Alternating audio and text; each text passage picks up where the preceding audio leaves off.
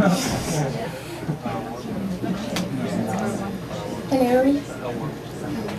Hi.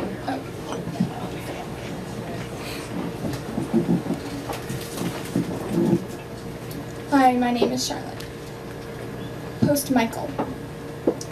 I craned my neck to check on the time. Would this ever end? By now, Michael's mother had talked herself into a state of drowsy, incoherent mutterings that were for the most part unintelligible. Linda? I sighed, rubbing my brow with my thumb and forefinger, kneading the deep creases of a restless mind. I adored Linda.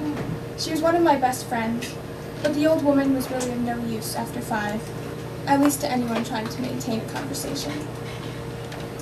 Oh, I'm sorry, Rich. Have I gone on rambling this whole time? How embarrassing. Next time I go on like that, just give me a little slap. Linda's eyes smiled, and they reminded me of my own mother's. The way her skin wrinkled, the way her skin gathered at the corners. There was something comforting about it, kind of like how I'd always pictured St. Nick to look. I smiled and asked if she would like me to get her another drink. No thanks, dear. I'm good. Linda paused, and I could feel the unasked question hang in the air above our heads, its presence encircling my living room and filling our empty cups. Richard? I waited. Linda spoke in what was almost a whisper, her eyes looking away for a moment. What's the current situation with, Molly? Anger rose from the soles of my new Oxfords, making its way within the marrow of my bones and reaching my brain, clouding it with hate. Hate for Michael. I fiddled with my right cufflink, and the feeling passed a little. At the moment, she is still with Michael. I felt calmer and stirred the tiny spoon in my coffee cup, trying to make an air of nonchalance, though I have been allowed visitation rights, which in Michael terms grants me only short walks in the doggy park near his apartment. I set the spoon down, and it made a small clank against the glass end table, adding some necessary element to my bitter recap. It wasn't fair game for Michael to take Molly. It was petty and childish.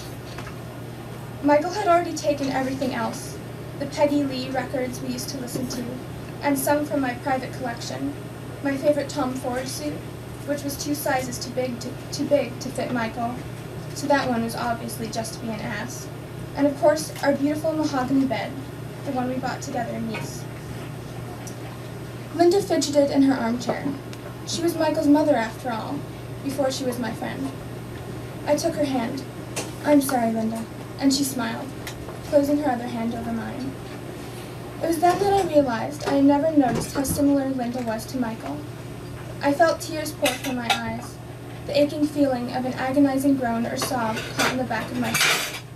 I touched my face, feeling the stubble on my cheek, but it was dry. I had not been crying. These were ghosts of tears, like muscle memory from the sight of Michael and Linda's face. Linda must have sensed something was wrong, because she gripped my hand tighter. Oh, Richard. She sounded as though her heart were breaking, but Linda remained in her armchair, and I remained in mine. Please don't be sad. I'm sure Michael will let you see her more often. She paused.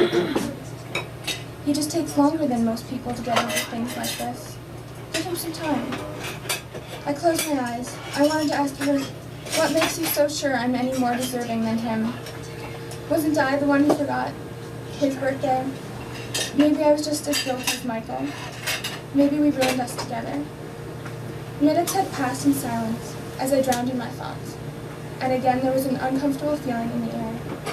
I checked my watch under the table. We had been sitting in my living room for only half an hour, but it felt like longer. Linda made a last attempt at raising the mood of our conversation as she got her things together and put on her coat to leave. Well, maybe it's time for a new dog. I thought about it. Perhaps it is time for me to move on.